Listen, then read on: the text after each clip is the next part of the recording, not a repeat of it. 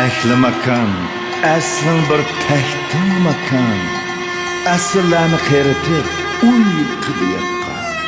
Tarix betida ecdadı iznayın qalgan. Sırların tügün, yipek yolan aşqan. Uygatqın bar ey tılsıma, uyqudan seni. Yeşillik pürkep, senin bağrına. Şundaq günler keledi. Aman bir günü özgertimiz çokum çöllü Ümer Vayımı çeyreğim yanmakta çansız Reyim meyle bayavan Vay bayavan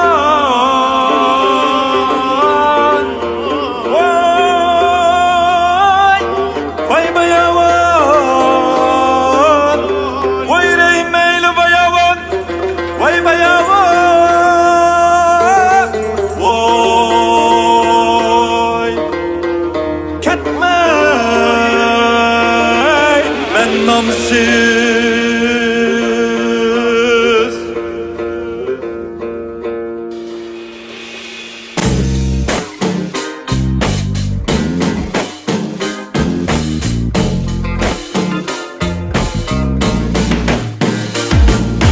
Ağamak neyine Kapıkın neyine Sleppandım bir utta boyu vurdu